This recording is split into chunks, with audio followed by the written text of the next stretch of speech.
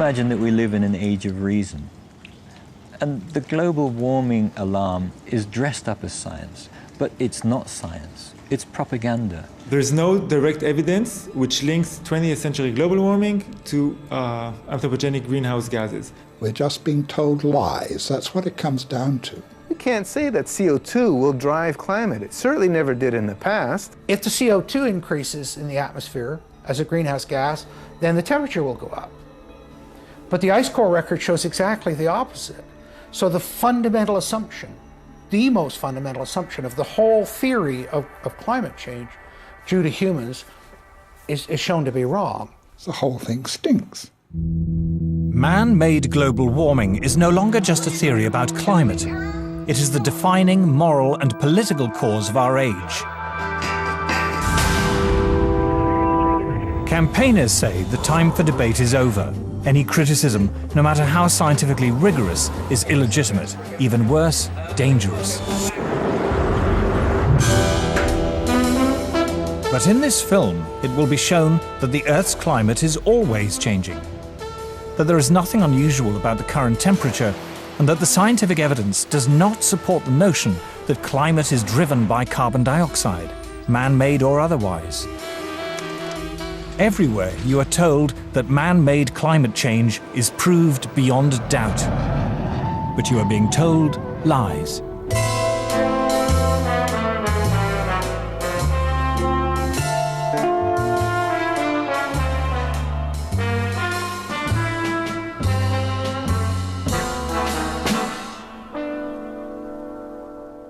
When people say we don't believe in global warming, I say, no, I believe in global warming. I don't believe that human CO2 is causing that warming. A few years ago, if you would ask me, I would tell you it's CO2. Why? Because just like everyone else in the public, I listened to what the media had to say.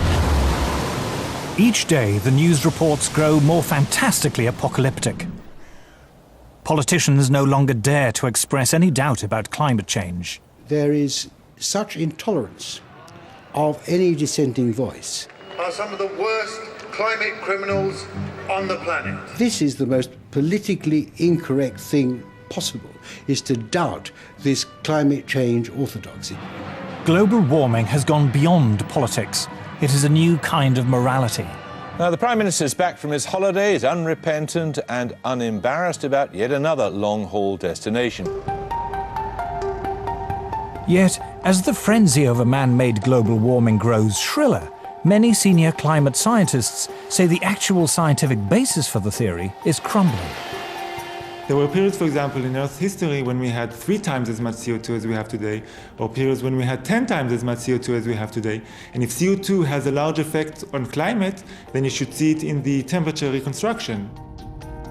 If we look at climate through the geological time frame, we would never suspect CO2 as a major climate driver. None of the major climate changes in the last 1,000 years can be explained by CO2. We can't say that CO2 will drive climate. It certainly never did in the past. I've often heard it said that there is a consensus of thousands of scientists on the global warming issue and that humans are causing a catastrophic change to the climate system. Well, I am one scientist, and there are many that simply think that is not true.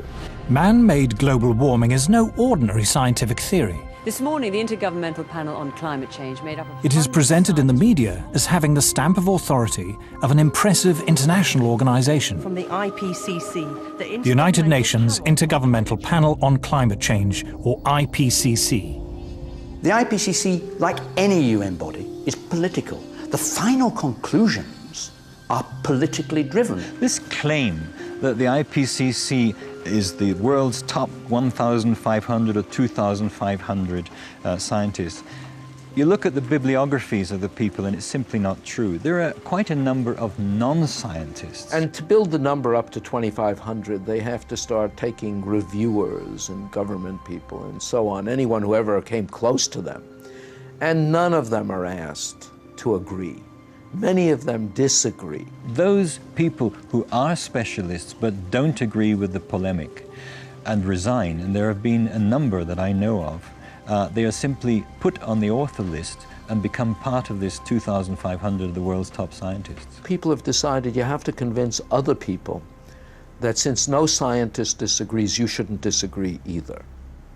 But that, whenever you hear that in science, that's pure propaganda.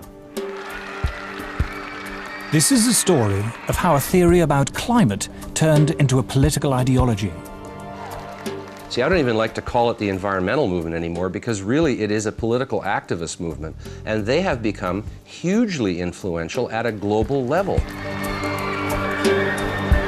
It is the story of the distortion of a whole area of science.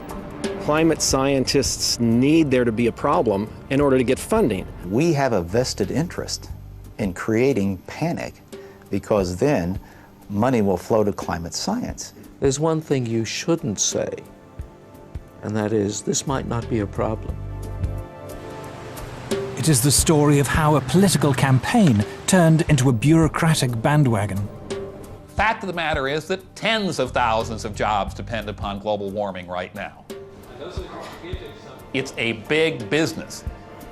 It's become a great industry in itself.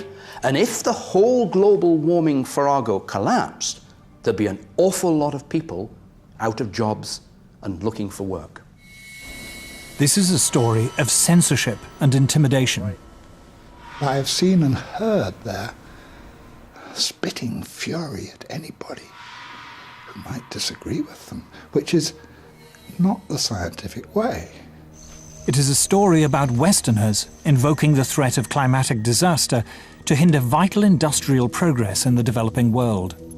One clear thing that emerges from the whole environmental debate is the point that there's somebody keen to kill the African dream, and the African dream is to develop. The environmental movement has evolved into the strongest force there is for preventing development in the developing countries. The global warming story is a cautionary tale of how a media scare became the defining idea of a generation.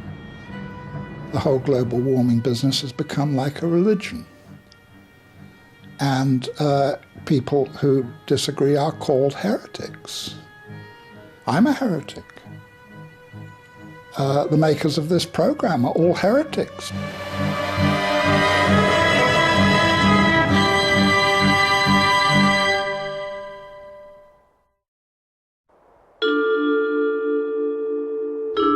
In 2005, a House of Lords inquiry was set up to examine the scientific evidence of man-made global warming. A leading figure in that inquiry was Lord Lawson of Blaby, who, as Chancellor of the Exchequer in the 1980s, was the first politician to commit government money to global warming research. We had a very, very thorough inquiry, took evidence from a whole lot of people expert in this area and produced a report. What surprised me was to discover how weak and uncertain the science was. In fact, there are more and more thoughtful people, some of them a little bit frightened to come out in the open, but who quietly, privately, and some of them publicly, are saying, hang on, wait a minute, this simply doesn't add up. We are told that the Earth's climate is changing. But the Earth's climate is always changing.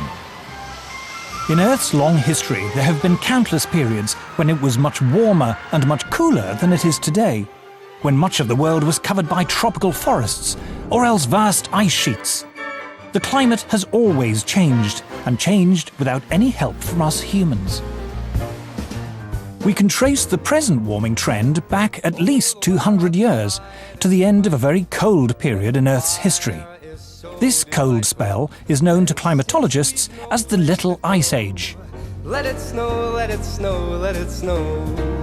It doesn't show signs of stopping. In the 14th century, Europe plunged into the Little Ice Age.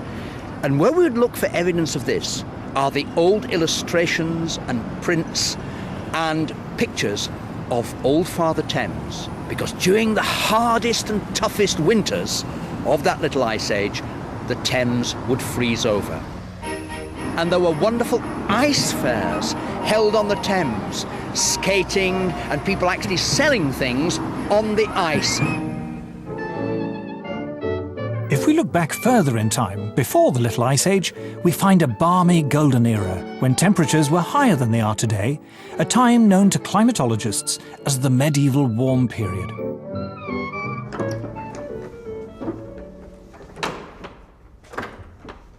It's important that people know that climate enabled a quite different lifestyle in the medieval period. We have this view today that warming is going to have apocalyptic outcomes. In fact, wherever you describe this warm period, it appears to be associated with riches.